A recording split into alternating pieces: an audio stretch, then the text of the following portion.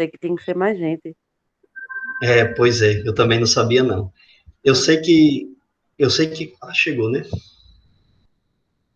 Vou falar aqui. Ou não? Ah, não, não, tem 3 lá, porque ele conta com a apresentação como sendo um É, aluno. Na verdade, quando tem apenas um aluno, ele transforma em estudo individualizado. A partir de 2, aliás, com 2 eu achei que era individualizado também. Se bem que não tem sentido, né? Nem pela palavra. é. Mas eu achei que era também. É a primeira, eu acho que é a primeira vez que eu pego só 2 alunos matriculados. E já terminou o prazo de rematrícula, né? Não, tá na matrícula extraordinária até dia 25 até hoje, eu acho, né? Ah, é hoje então, É, De repente aparece mais alguém aí. Bom, então, assim, a gente vai fazer as 3 avaliações, né, que tem sempre que fazer dentro da universidade. sim. Eu não sei bem ainda como vou fazer, mas provavelmente eu vou passando o conteúdo da disciplina e vou pedindo ou questionários para vocês responderem, ou então trabalhos de pesquisa. Tá, então, essa primeira parte eu quero colocar um questionário, pelo menos. Mas aí na segunda e terceira unidade aí a gente vê lá. Não sei É. se vai dar para fazer algum seminário também, né? Mas aí isso é uma coisa que, se for fazer, vai ser na terceira unidade, aí dá tempo também para a gente decidir. Então, Hum. eu vou. O conteúdo da disciplina não é tão grande, né? Até pela carga horária. Eu vou começar pela parte de cultura de tecidos vegetais, depois eu vou falar sobre algumas técnicas de biologia molecular, entre elas a parte de marcadores moleculares para identificação e seleção de genótipos e acompanhamento desses genótipos também nos ambientes naturais. Depois eu vou, aliás, eu esqueci de falar de uma coisa, né? Depois de cultura de tecidos, eu vou falar sobre transformação de plantas, e depois é que eu entro na parte molecular e de marcadores moleculares. Depois eu vou falar sobre sequenciamento de genes, e depois análise de genes, análise genômica de proteínas e de outras características que a gente pode utilizar dentro da biotecnologia, que pode servir como ferramenta tanto para melhoramento genético, quanto para monitoramento do ambiente, como para diversos outros estudos, tanto ligados à parte de produção mesmo, quanto à parte ecológica. Eu deixei toda essa sequência lá no SIGA, tá? Então, se você já deve ter dado uma olhada lá, tem essa sequência mais ou menos, porque às vezes varia um pouco, né? Mas, assim, a sequência em si dos assuntos é aquela que está lá. Pode ser que varie um pouco com relação ao tempo em que a gente vai trabalhar cada um desses assuntos. Então, eu vou iniciar aqui a aula de hoje na Ok. parte de cultura de tecidos, tá? Então, seja bem-vinda, né? O, tem aqui meu nome, meu contato, né? Então, eu acho que eu não sei se eu já deixei meu telefone também lá no Cigar, mas se precisar eu também passo, né? Se quiser tirar alguma dúvida ou qualquer assunto que queira resolver durante, que a gente acaba resolvendo de forma mais rápida, né? Pelo telefone do que pelo Cigar. Ou se quiser, eu também deixo lá meu contato, ou deixo aqui depois da aula no chat, tá? Se você não tiver ainda. Certo. Bom, então, infelizmente, não podemos ainda fazer aulas presenciais, né? Ainda está complicada aí a situação da pandemia, mas normalmente eu já é a segunda vez que eu pego essa disciplina, segunda ou terceira vez, não estou bem lembrado. Eu tenho formação em fisiologia vegetal, mas durante um tempo eu trabalhei também com cultura de tecidos e outras técnicas dentro da biotecnologia, principalmente durante minhas pós-graduações, tá? Então, começando aqui com cultura de tecidos vegetais, o que é cultura de tecidos, tá? Em primeiro lugar, né? O cultivo, é uma técnica, né, que se baseia no cultivo de algum tecido vegetal, tá? Então, por definição, ele pode ser qualquer tecido, pode ser um órgão, por exemplo, pode ser tecido de folha, de raiz, de caule, de flores, ou de partes de flores também, tem cultivo de pétalas, ou partes de pétalas, anteras e por aí vai, tá? Qualquer parte vegetal pode ser utilizada para cultivo in vitro. Então, a cultura de tecidos, ela envolve tecidos, órgãos, sementes, partes de planta, qualquer uma parte como essas que eu falei aqui, sendo cultivadas em um meio de cultivo estéril, contendo nutrientes e contendo condições ambientais controladas, como luz, temperatura e outros fatores que eu vou comentar mais adiante. Ou seja, um ambiente artificial totalmente controlado, estéril, porque esses meios nutritivos utilizados para o cultivo de plantas, né, então, você dá para observar aí nesse frasco que tem nessa foto, eles são muito ricos em nutrientes e aí, consequentemente, eles são muito suscetíveis a micro-organismos, né? Qualquer bactéria, qualquer esporo de fungo consegue multiplicar-se facilmente, aliás, não qualquer, né? Tem algumas bactérias e alguns fungos que não se adaptam a esse sistema, mas a maioria, pelo menos dessas bactérias e fungos de ambientes normais, né, que normalmente são decompositores, eles encontram um meio extremamente fácil para se desenvolver. Por isso que todo esse ambiente tem que ser estéril, inclusive o tecido vegetal ele tem que ser esterilizado antes de ser colocado nesses frascos, como eu vou comentar daqui a pouco. Então, essa é a definição do que é um cultivo de tecido vegetal. De onde é que surgiu essa ideia, né? Historicamente, como é que foi se estabelecendo isso? Bom, então, existe uma ideia, já no início do século passado, de que todas as células vegetais, elas poderiam dar origem a outras células vegetais, elas poderiam se desdiferenciar e poderiam dar origem a outras células vegetais.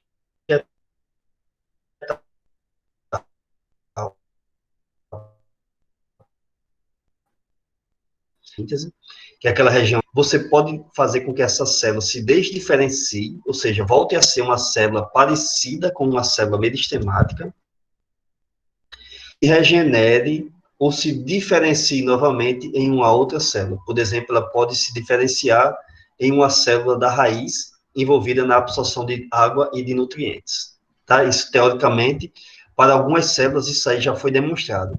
Então, essa ideia se chama totipotência, tá? Ela foi estabelecida por Haberlandt em 1902, e ele, quando estabeleceu, ele não conseguiu provar, tá? Ele tinha a ideia baseada em algumas experiências de vida, né, de se, por exemplo, enraizar estacas, às vezes folhas que conseguiam produzir raízes, ou até raízes que conseguiam produzir partes aéreas, foi se tendo essa noção, né, de que qualquer célula vegetal poderia dar origem a outra célula. Mas a partir da ideia dele ainda demorou muito para que conseguisse provar, e até hoje em dia não está provado isso para todas as células vegetais. Tem algumas células que são muito especializadas que ainda não conseguiram ser desdiferenciadas novamente, como, por exemplo, as dos tecidos condutores, tá? Algumas células muito especializadas do floema, ainda não se conseguiu sucesso. As do xilema nem se fala porque são células mortas quando estão na idade adulta, tá? Então não tem jeito mesmo. Mas alguns elementos de tubo crivado do floema, por exemplo, eles não funcionam. Aliás, ninguém conseguiu fazer com que funcionasse até agora, né? Não quer dizer que não vai funcionar. Pode ser que daqui a alguns anos, né, alguém consiga descobrir. Bom, então daí, a partir dessa ideia, né, foi começando a se tentar fazer cultivo de plantas in vitro, né? Foi se estabelecendo diversas, tanto in vitro quanto em outros meios artificiais, tá? E a maioria das tentativas fracassou, é claro, porque não se tinha muito conhecimento sobre as exigências de plantas, não se tinha descoberto, por exemplo, o papel dos hormônios dentro do. Não tinha se descoberto a necessidade de plantas utilizarem hormônios para a regulação do seu crescimento e desenvolvimento. Então, imagine, se não se sabia nem ainda sobre hormônios, como é que ia utilizar essas substâncias in vitro? Apenas em 1937, White ele conseguiu estabelecer um cultivo de raízes de tomate em um meio muito complexo, utilizando diversas substâncias complexas, tá? Como extratos de algumas plantas, extratos de nutrientes, mistura com nutrientes que já se sabia que tinha efeito em plantas, misturas orgânicas, inorgânicas, açúcares, daí aí ele conseguiu fazer o estabelecimento e o cultivo de raízes in vitro, porque às vezes até conseguia se fazer o estabelecimento, mas aí durante um tempo, com o tempo, aliás, o tecido ele acabava não sobrevivendo àquele ambiente artificial, e aí tinha que se... Aliás, então isso, na conclusão se dizia que o cultivo não foi bem sucedido, né? E daí seguiu-se as pesquisas, né, com Van Overbeck usando água de coco para crescimento de plantas jovens de datura. Por que a água de coco aqui utilizada por ele foi interessante, tá? Pelo seguinte, hoje já se sabe que na água de coco, além dos nutrientes, né, que aquilo ali é uma reserva nutritiva, é o endosperma líquido da semente do coco, além dos diversos nutrientes para sustentar o crescimento do embrião, na água de coco tem muitos vegetais. Então, o sucesso que Van Overbeck teve aqui foi exatamente de ter, né, sem saber, né, porque ainda não se estava bem estabelecido, já tinha se descoberto alguns hormônios vegetais, mas não se entendia bem ainda qual que era o funcionamento, mas ele conseguiu ter sucesso exatamente utilizando essa água rica nesses hormônios, né, e isso permitiu o crescimento de plantas jovens. A maior parte dos insucessos que vinham antes é porque não se sabia, não se utilizava, aliás, hormônios vegetais. Então, imagina, se eu vou cortar apenas uma folha ou apenas um caule de uma planta, eu tenho que suprir, além dos nutrientes, alguns hormônios, porque a gente tem que passar artificialmente para a planta a mensagem de que ela está ligada a uma outra planta.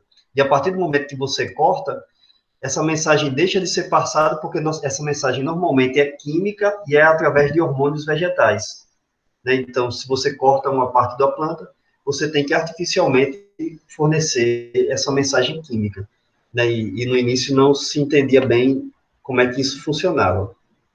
Bom, então daí seguiu-se, né, as pesquisas e os estudos. Em 1957, Skug e Miller demonstraram, aliás, o papel de auxinas e citocininas, duas classes de hormônios vegetais, controlando a formação de raízes e partes aéreas em tecidos de tabaco. É um tempo que se pesquisava muito o tabaco pela importância econômica e, e era uma planta fácil de se adaptar a diversas condições artificiais, né, então era muito utilizada na pesquisa. E aí, né, eles já demonstraram que in vitro a gente precisa utilizar dois hormônios vegetais. Hoje já se sabe que precisa usar outras classes de hormônios vegetais, sendo que algumas são endógenas dos próprios tecidos de plantas que a gente está querendo trabalhar in vitro, e outras não, a gente tem que fornecer artificialmente. Ou então, a quantidade disponível no tecido endógeno é menor do que o que a planta exige para se estabelecer in vitro. Aí é necessário fornecer artificialmente também. Eu estou só fazendo aqui uma introdução, tá? Mas na segunda parte, na segunda aula que eu for falar sobre cultura de tecidos, eu vou falar alguns exemplos dessa utilização de hormônios. Bom, em 62, né, Skug ainda, né, trabalhando com cultura de tecidos, junto com outro pesquisador, Murashige, estabeleceu o meio de cultivo que ainda hoje em dia é o mais utilizado em cultivo de tecidos de plantas.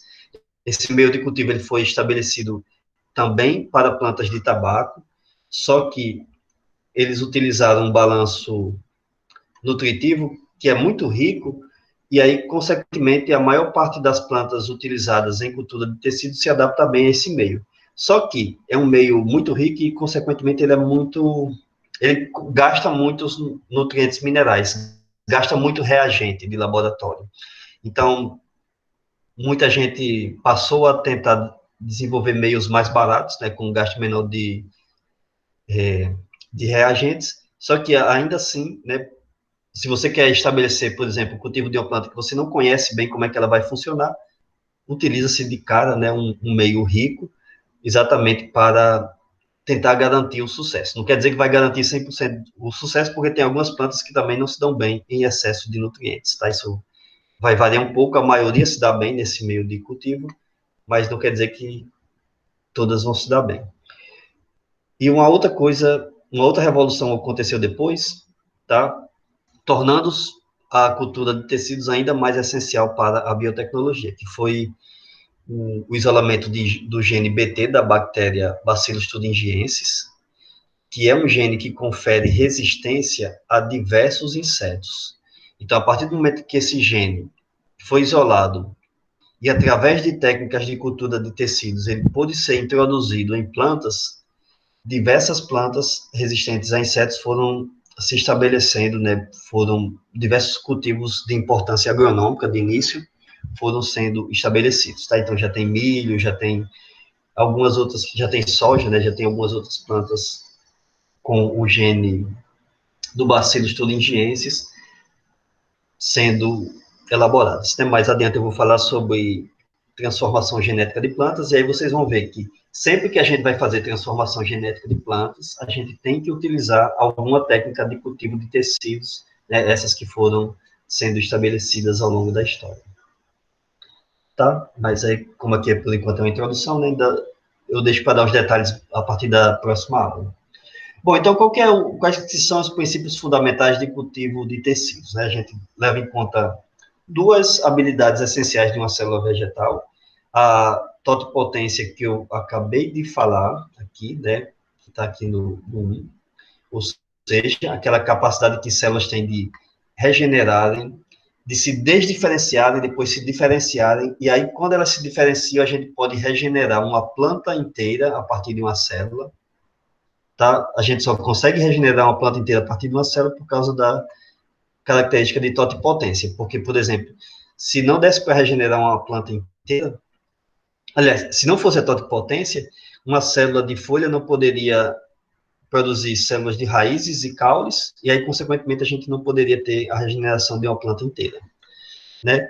Uma outra característica interessante, ou, aliás, uma outra característica fundamental em que o princípio depende é a plasticidade das plantas, tá? Plantas, pelo menos a grande parte das espécies vegetais, elas têm uma grande habilidade de alterarem seu metabolismo, o seu crescimento e o seu desenvolvimento para se adaptarem ao meio ambiente da melhor forma possível.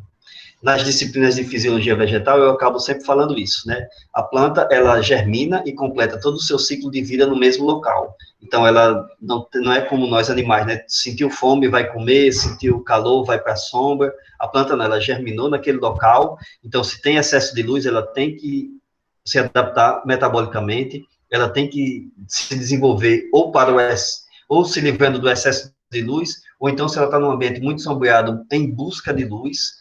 Ao longo do dia, a quantidade de luz varia, né? Tem horas do dia que tem excesso de luz, tem horas do dia que não tem luz, tem horas do dia que a luz está muito baixa, e diversos outros recursos do ambiente, né?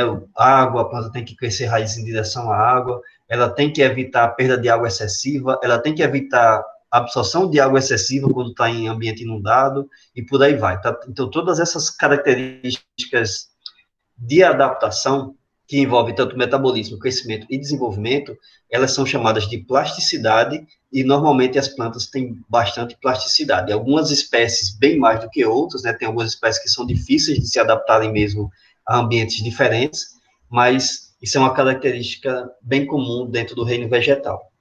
Então, consequentemente, se tem plasticidade, isso significa que vai ter plasticidade também para se adaptar a um ambiente artificial de cultivo in vitro. Tá? Ou seja, a plasticidade ela acaba sendo essencial também para o ambiente que nós queremos que a planta seja trabalhada dentro da cultura de tecidos. Tá? Então, esses dois fatores são essenciais, tá? Totipotência e plasticidade, para que a gente tenha sucesso em cultivo de tecidos. Mais adiante eu vou mostrar que, por exemplo, plantas lenhosas são difíceis de serem cultivadas in vitro, são muito mais difíceis do que plantas herbáceas, exatamente porque, às vezes, é difícil regenerar a partir de uma célula muito especializada, regenerar uma planta inteira, e também a capacidade de plasticidade delas é menor do que em plantas herbáceas. Tá? Mas vamos deixar isso para mais adiante. Bom, então, em cultivo de tecidos, a gente normalmente inicia o cultivo através de um fragmento, e esse fragmento ele é chamado de explant, tá? Por definição. Então, o explant ele pode ser de diversas formas. Ele sempre vai ser obtido de uma planta viva, tá? Porque se o tecido estiver morto, né? Se a planta estiver morta, eu não vou conseguir de forma alguma regenerar uma planta viva, tá? Então, isso é um princípio básico. Então, ele tem que ser obtido de planta viva e sendo de planta viva, então ele pode ser de qualquer origem, né, como eu já comentei agora há pouco, tá? Pode ser de folhas, caules, raízes, pecíolos, né, ou seja, uma parte da folha, pode ser do hipocótilo, lá da plântula que está em germinação, pode ser do cotilédone, né, isso aqui são alguns exemplos, tudo que está mostrado aqui, tá, não quer dizer que é regra, quer dizer que é o que a gente tem observado mais ao longo do cultivo de tecidos de plantas, mas qualquer parte vegetal, teoricamente, baseado na teoria da totipotência, tá? Pode ser utilizada em cultivo de plantas. Essas partes aqui, folha, caule, raiz, pecíolo, hipocótilo, cotilédone, embrião, meristema, por aí vai, né? São as que normalmente são utilizadas com mais sucesso dentro do cultivo de plantas. Eu vou trazer aqui alguns exemplos, tá? Mas, teoricamente, a gente pode utilizar qualquer uma dessas partes. Então, como se faz a seleção do explant para o cultivo in vitro? Tá? Em primeiro lugar, ele tanto pode ser haploide como diploide. Em plantas superiores, né, em angiospermas, a gente não tem muitos tecidos haploides, a gente vai ter nos gametas, né, tanto masculino como feminino, no grão de pólen e nos óvulos. Dá para se fazer isso, tá? Dá para se isolar tecidos haploides, fazer o cultivo dessas células in vitro, fazer a regeneração de uma planta inteira, tá? Inclusive com sistema radicular e sistema caulinar, e aí essa planta, ela consequentemente vai ser haploide, tá? Tem alguns exemplos mostrando que isso daí funciona, tem alguns sucessos dentro do cultivo de plantas, obtendo variedades, obtendo espécies de plantas haploides. Não tem muita aplicação prática, né? É mais uma... Porque normalmente plantas haploides, elas acabam tendo menor capacidade de adaptação ao ambiente. Mas é interessante como pesquisa, né? Mostrar que existe essa possibilidade. E se você quiser, às vezes, estudar um gene especificamente,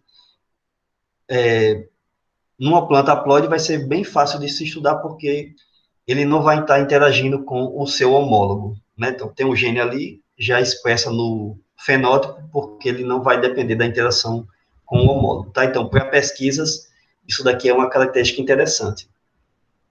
E na maioria das vezes, né, claro, a gente está trabalhando com tecidos diploides, porque a gente está isolando diversas outras partes da planta para o cultivo in vitro. O crescimento, então, ele vai poder ser alcançado, tá, durante o estabelecimento, tá, durante o início do estabelecimento. Esse crescimento, ele pode ser alcançado de duas formas. Uma delas é a mais comum, que é a que está aqui no número 1, que é através de brotações diretas em meio apropriado. Tá? Então, por exemplo, cortei um pedacinho de uma folha, levei para ser cultivado in vitro, né, como está mostrado aqui nesse esquema da figura. A partir desse tecido cortado, que é chamado de explant inicialmente, tá?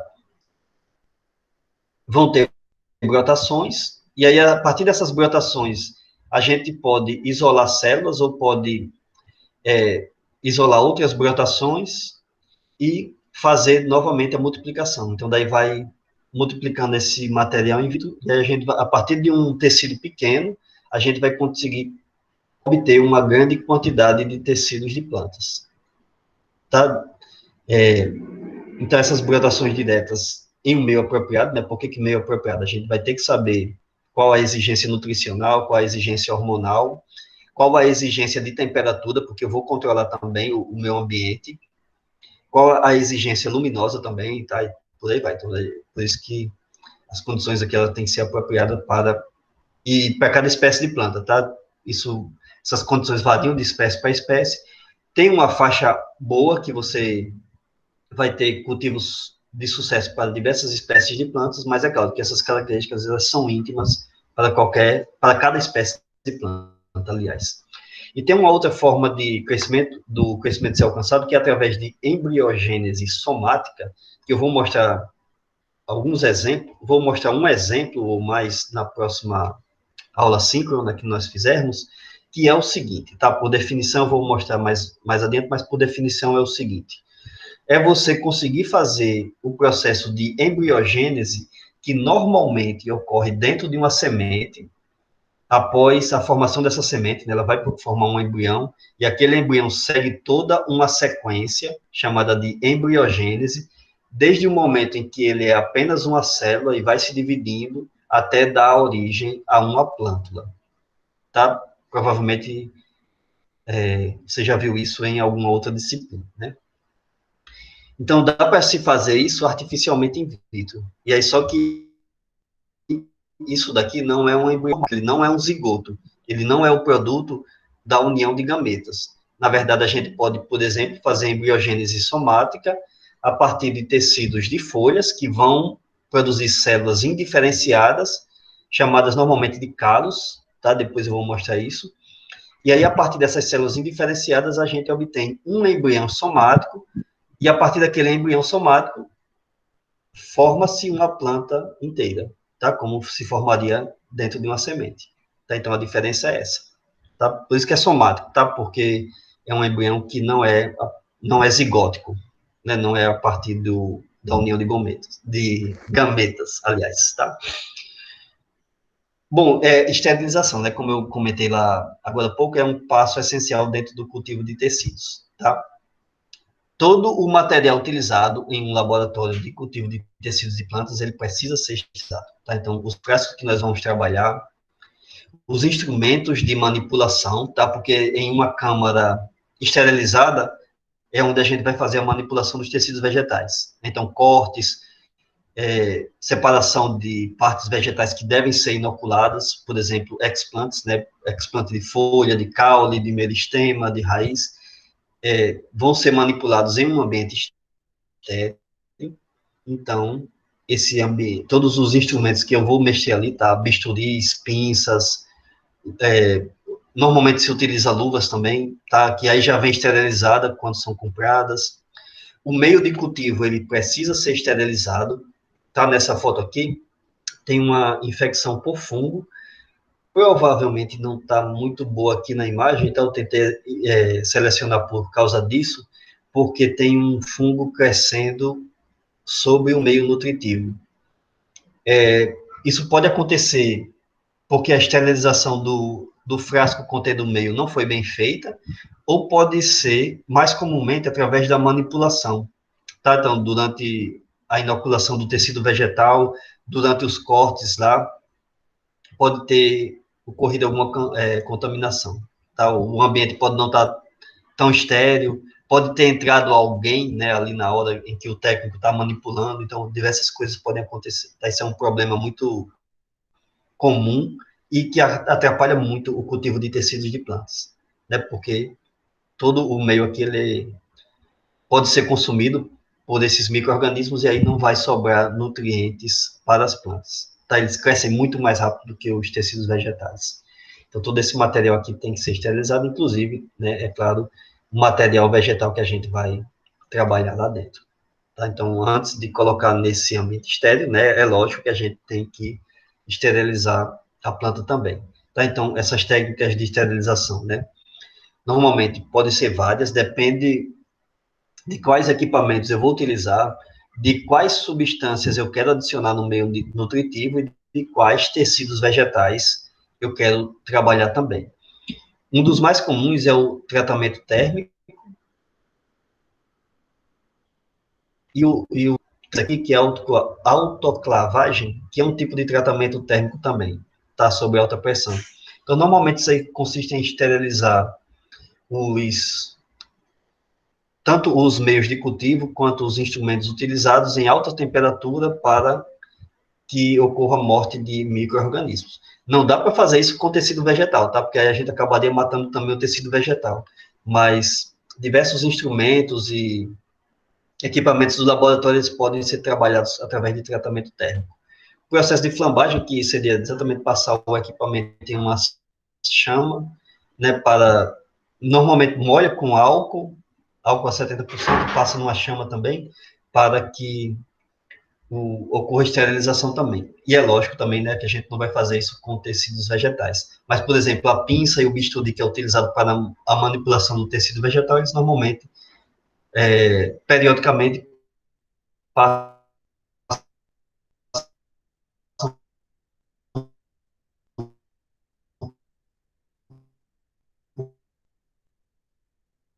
Professor, tá cortando. O processo Opa, tá cortando? Tá, não sei se é a minha ou a sua net. É, talvez seja a minha, viu? Esses dias ela tem falhado. Você Tá, escutou até pode. a parte que eu... Oi, Não, pode falar. tá. Não sei se você escutou até a parte que eu falei aqui sobre flambagem. Ah, escutei, pronto. Ah, tá, então deixa eu continuar. Bom, então, seria exatamente, né, molha o equipamento em álcool 70, passa numa chama, né, com fogo, e, e aí, é claro, vai eliminar muitos micro-organismos ali, então isso é feito periodicamente. E é lógico que tem que esperar esfriar, tá? Porque se a gente vai passar um instrumento muito quente num tecido vegetal, vai causar danos também para esse tecido, tá? Vai causar muitas mortes celulares, então vai dificultar também o processo de adaptação ao meio artificial.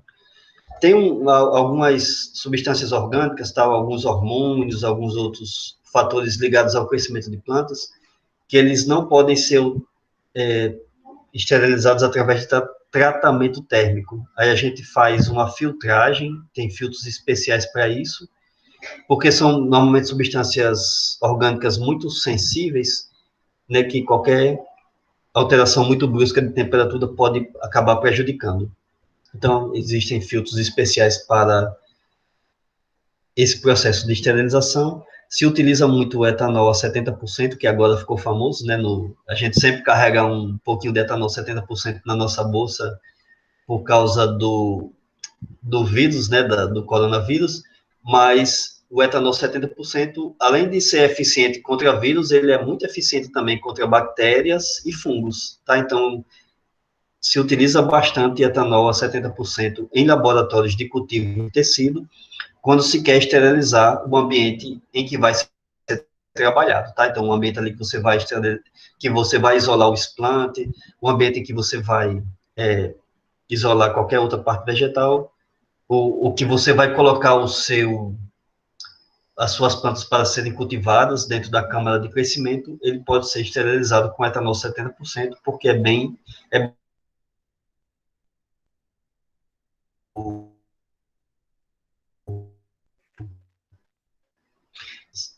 e se faz também a esterilização superficial, normalmente dos tecidos vegetais, tá? Esse item 6 aqui é específico para tecidos vegetais, porque tecidos vegetais não podem ser aquecidos demais. Normalmente, etanol a 70% causa dano nas células vegetais, então a gente não utiliza ele também para esterilizar tecidos vegetais, mas se utiliza, por exemplo, hipoclorito de sódio, que é o mesmo componente da água sanitária, não tão concentrado, tá? Utiliza ele diluído, utiliza algumas diluições de detergente, tá? E de outras substâncias também, e depois o tecido vegetal ele é lavado, tá? Em água esterilizada também, tá? Então faz a esterilização do tecido nessas substâncias químicas, né? Então imagina, eu trouxe uma planta do campo, eu quero isolar uma folha, e daí eu esterilizo aquela partezinha que eu quero isolar, levo para a câmara de crescimento, cortada, né? Porque o ideal é que a gente leve tecidos pequenos para que eles sejam manipulados, depois eu corto ele em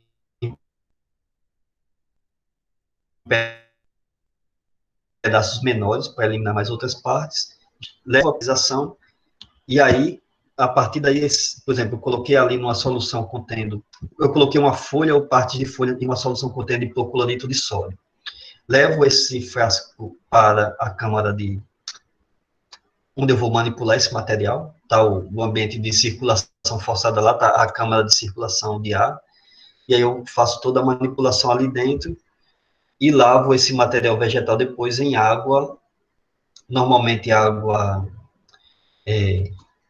como chama lá, água sem sal, fugiu o nome agora, a água que vai estar esterilizada também, tá? É, bom, então, os meios de cultivo, tá? Eles podem ser sólidos, normalmente, na verdade, não é sólido, é um meio gelificado, que é o mais comumente utilizado, ou líquido. Líquido a gente utiliza quando quer fazer cultivo de células vegetais, tá? Porque aí as células vão se dividindo, e o meio líquido, normalmente, ele vai sendo agitado, e essas células vão sendo distribuídas uniformemente dentro do meio líquido.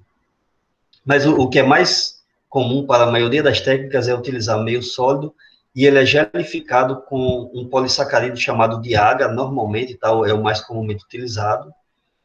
Eu vou mostrar também alguns exemplos, né? Porque aí a planta ela fica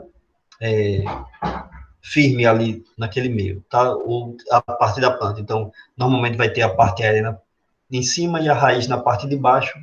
Isso é o que é mais comumente utilizado. Como eu falei, eu vou colocar alguns exemplos para mostrar como é que isso daqui funciona.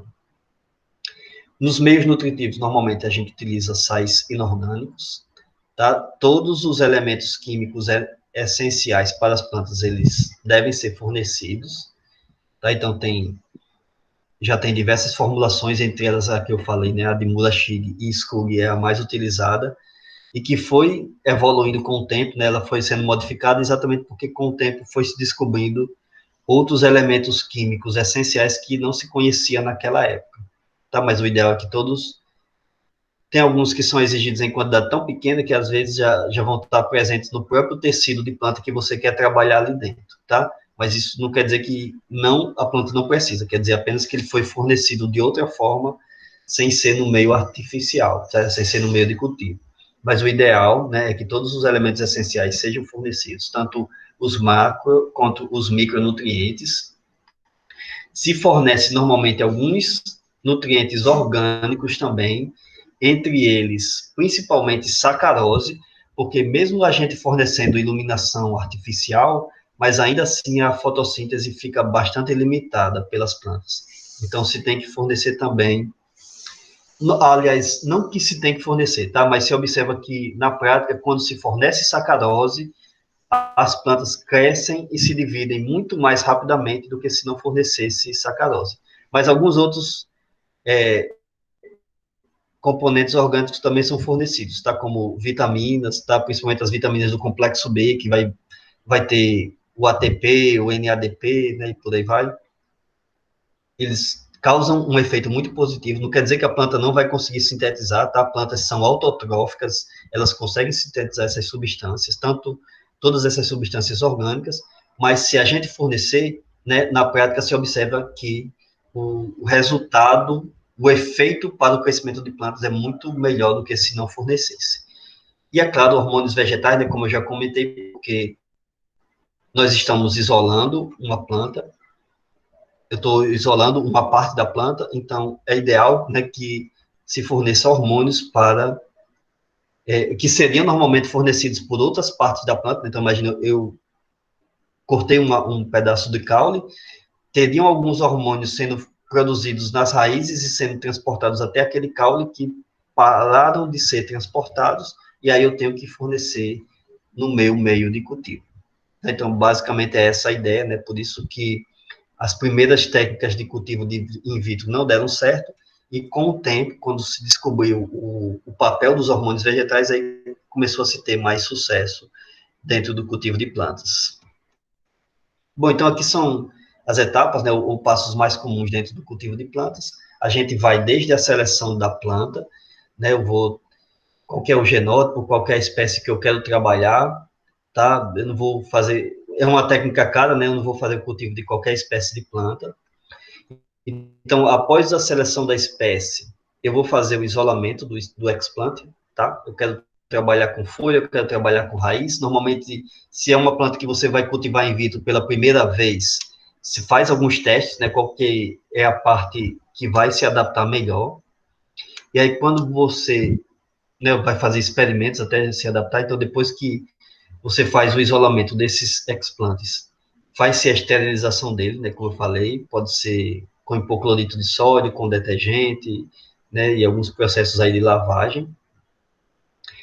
Vai ter a inoculação desse explante no meio de cultivo artificial, tá? Eu lembro aqui de uma coisa, pode-se utilizar também etanol a 70% durante a esterilização do explante, só que por um período de tempo muito curto, tá? Não pode deixar muito tempo lá, não, senão o etanol vai causar danos. Então, no hipoclorito de sódio, bem diluído, ou no detergente diluído também pode se deixar por mais tempo, até que se elimine os micro-organismos. Bom, então depois dessa inoculação do explante no frasco contendo o meio de cultivo artificial, esse frasco em seguida é fechado, né, toda essa manipulação é feita num ambiente estéril, e é claro, com o frasco e a tampa que vai ser colocada ali, esterilizadas também. Então, o passo 5 aqui é a incubação, dentro de uma sala contendo luz artificial, tá? Temperatura artificial, né? Tudo controlado de acordo com a sua necessidade. Com o tempo, se faz o subcultivo, né? Que seria, a partir do momento que os tecidos começam a se multiplicar, eles podem ser divididos normalmente. Então, se eu quero obter material vegetal em grande quantidade, eu faço o processo de subcultivo até eu ter uma grande quantidade do que eu quero, né? Imagina, eu quero multiplicar um clone de eucalipto bom aqui, só que ele é difícil de ser multiplicado em ambiente normal, ou demora muito, ou eu poderia ter uma vantagem muito grande se eu multiplicasse esse material in vitro. Então, eu posso fazer diversos subcultivos até ter uma grande quantidade desse material vegetal, e aí depois o próximo passo é fazer a regeneração. Né? O que é isso?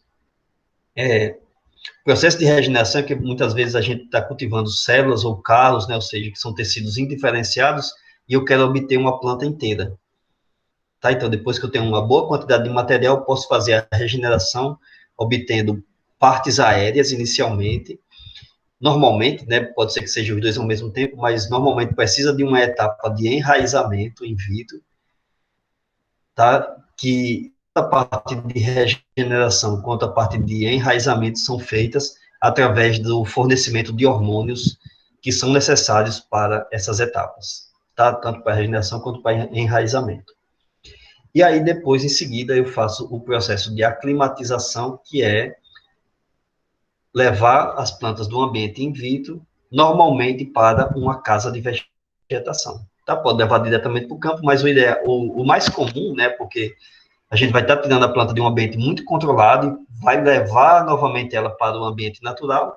Então, normalmente se faz a necessidade de que essa adaptação seja feita aos poucos, né? Então, se faz em uma casa de vegetação com luminosidade e temperatura controlada, né? Mais idealmente. E aí depois, né, se tudo der certo, a gente vai ter obtido em uma grande quantidade da planta ou da parte da planta de nosso interesse, tá? Essa sequência toda aqui, quando ela acontece, ela faz parte de uma técnica chamada de micropropagação, tá? Ou propagação de tecidos in vitro. Mas eu vou mostrar que a gente não precisa usar todas essas etapas de acordo com o objetivo que a gente quer. Bom, então aqui isso é um esquema mostrando esses passos mais comuns dentro da multiplicação in vitro. Por exemplo, isso aqui é um cultivo de partes da raiz da cenoura, né, da raiz tuberosa da cenoura. Então, que ela foi cortada, né, imagine, tudo isso aqui é até chegar nessa partezinha pequena aqui, que vai ser inserida, como está mostrado aqui no esquema, numa placa de PET. Então, isso daqui é o meu explante, tá? Eu cortei, levei para a placa de PET, aliás, que está aqui embaixo, e é claro, tá, não está mostrado aqui, mas tanto os instrumentos, né, o cortador aqui, quanto a placa, quanto o ambiente de manipulação, quanto o tecido vegetal que foi colocado aqui, eles precisam ser esterilizados, tá? Então, daí depois, vai se haver a multiplicação aqui, tá? Vocês estão vendo aqui que primeiro ocorreu formação de calos, que são células indiferenciadas, depois esses tecidos indiferenciados, eles têm que ser regenerados, né? Por isso que tem uma etapa de regeneração que eu mostrei no slide anterior, para se obter aqui plantas já com raízes e partes aéreas, e a partir daí vem o processo de aclimatização, que é a obtenção da planta inteira, né, a partir do material que foi cortado ali anteriormente, tá? Então, aí a gente tem uma sequência que é lógico, tá? Isso aqui está bem ilustrado, mas é só para ilustrar mesmo, isso vai variar de acordo com o que eu quero fazer, eu vou mostrar outros exemplos, né, para você ver, né, mas aqui a gente tem exatamente um resumo, né, do que seria a propagação in vitro de plantas, tá? Então, teoricamente é bem assim, tá? Mas tem diversos fatores que afetam a eficiência do cultivo de tecidos, né? Então, por exemplo, tem algumas espécies que se adaptam melhor do que outras. Dentro da mesma espécie, tem alguns genótipos que se adaptam mais facilmente do que outros, né? Então, às vezes, toda vez que eu quero iniciar o cultivo de um genótipo diferente, eu tenho que fazer alguns testes, eu tenho que fazer alguns experimentos. A fonte do tecido que vai ser utilizada, ela também influencia, tá? Tem partes de plantas que são mais fáceis de serem adaptadas do que outras, e isso varia de espécie para espécie, né? Então, para algumas espécies, tecidos de folhas são mais fáceis, para outras, tecidos de caules, para outros, tecidos de raízes são mais fáceis de serem cultivadas in vitro, né? Isso vai variar bastante. É lógico que a idade e a sanidade da planta também, né? Então, se é uma planta que está muito velha ou muito jovem, às vezes ela tem dificuldade de se adaptar. Se a planta em que você vai retirar seu material está doente, por exemplo, né? Está com problemas ali de micro-organismos ou pragas atacando ela, isso significa que ela vai estar gastando muita energia para se defender, então, consequentemente, ela vai ter dificuldade de se adaptar ao meio de cultivo in vitro. E é lógico, tá? O meio nutritivo, ele afeta bastante, né? Ele tem que ser adequado para qualquer espécie. É aquilo lá que eu falei logo no início, né? Não vou repetir agora, por isso que no início do cultivo de plantas se tinha muita dificuldade e depois passou-se a ser uma técnica bem fácil, né? Desde que os cuidados sejam obedecidos, de ser estabelecida, tá? Então passou a ser uma técnica relativamente fácil. Bom, e para a gente finalizar essa aula de hoje, tá? Quais que são as aplicações que a gente pode ter para cultivo de plantas, tá? Então, apesar de ser uma técnica relativamente fácil hoje, ainda é uma técnica cara, tá? Então, a gente não vai investir em cultivo de tecidos se a gente não tem um retorno econômico, tá? Isso do ponto de vista bem prático mesmo. Do ponto de vista de pesquisa, não, vale a pena fazer diversos testes, né? Porque tem outras finalidades, né? Que são interessantes. Mas, por exemplo, do ponto de vista mais prático, produção comercial de plantas em vaso, para paisagismo e para floricultura, muitas vezes é feito através de cultivo de tecidos, porque são plantas com muito valor de mercado, tá? Então, é ideal, é sempre adequado, né, que se faça a propagação em grande quantidade dessas plantas, até porque você vai ter plantas obtidas sem micro-organismos, né? Você vai vender uma muda de qualidade e de uma espécie com muito valor no mercado, né? Então, essas técnicas, elas são muito utilizadas para essas plantas aqui, utilizadas normalmente na floricultura e no paisagismo, ok? Quando se quer fazer conservação de espécies ameaçadas, né? Então, por exemplo, o ambiente in vitro, ele é controlado, ele vai estar ali protegido contra pragas, micro-organismos, contra outros herbívoros, né, que podem estar ameaçando a planta. Então, espécies de plantas muito ameaçadas normalmente são conservadas, tá? O objetivo principal é conservação mesmo, então tem muitos laboratórios que fazem isso, mantém genótipos, mantém espécies ameaçadas nesse ambiente artificial, exatamente para proteger elas do meio externo que poderia ser uma ameaça.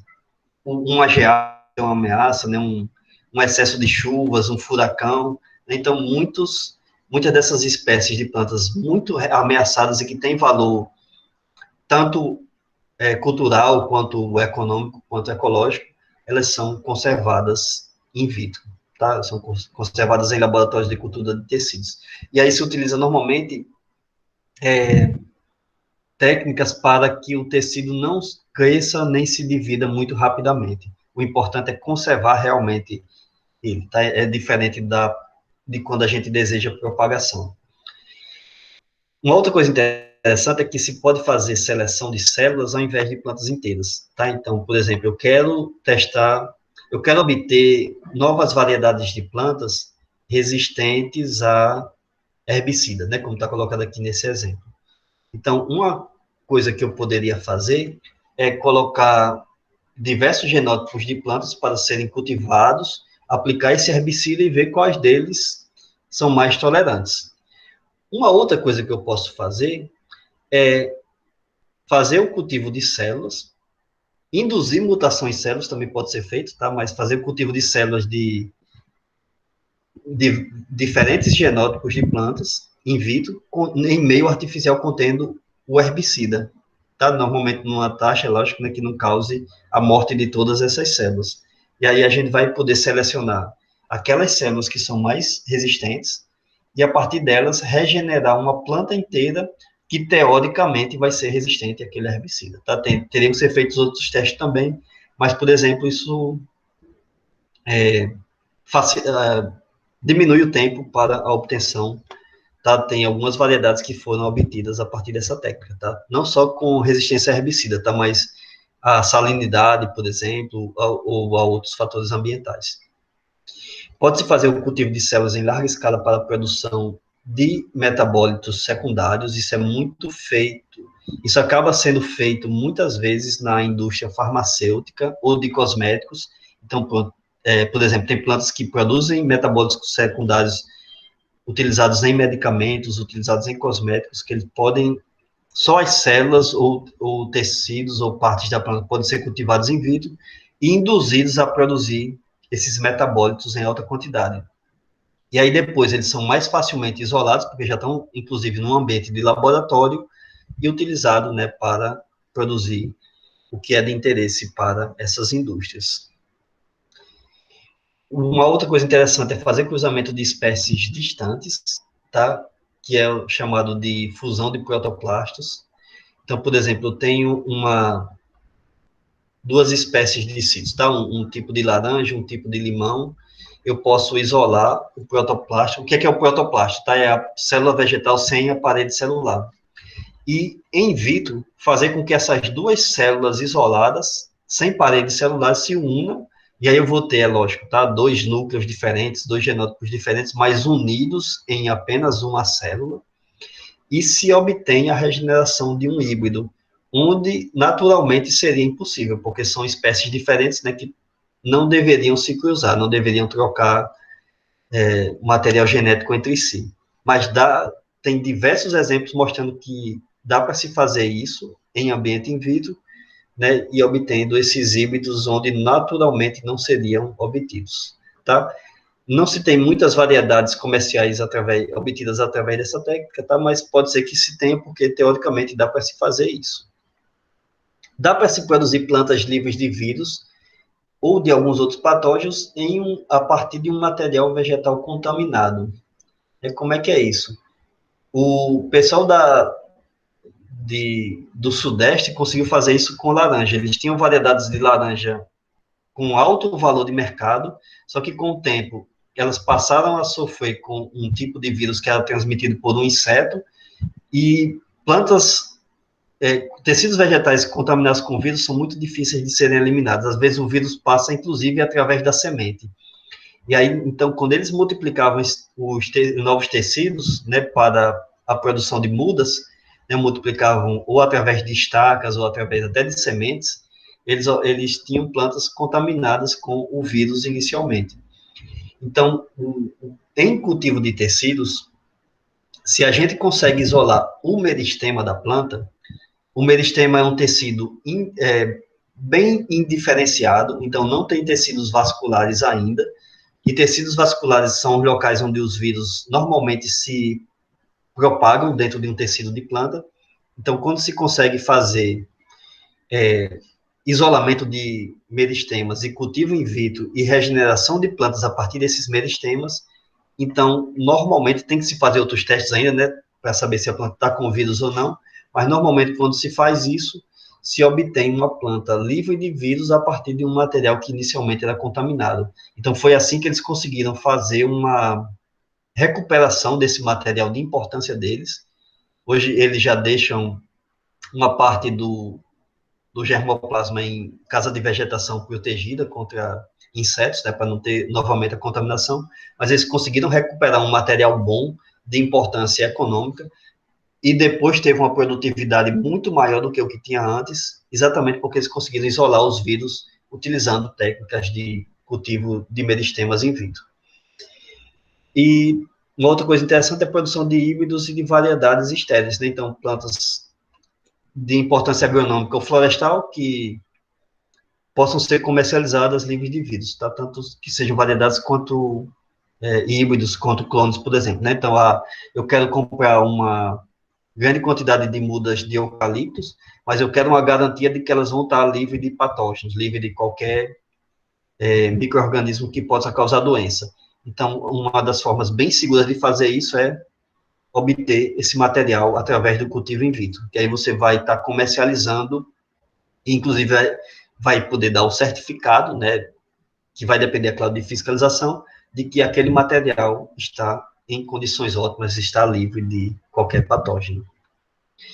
Bom, é isso, tá? Eu nem imaginei que eu ia gastar tanto tempo nessa parte inicial aqui, tá?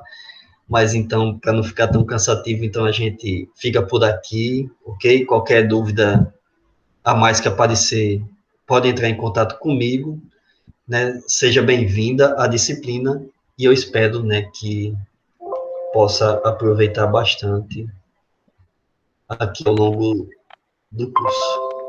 Tudo bem, professor. Ela foi tranquila. Eu vou tentar falar com a outra aluna, Heloísa, se ela vai participar, para ter alguma notícia dela. Pronto, beleza. Eu agradeço. E aí como eu gravei aqui, eu vou disponibilizar também essa aula no YouTube, e aí eu coloco lá o link no Cigarro, tá? Se você quiser Pronto. rever, ou Perfeito, perfeito. então é isso, né?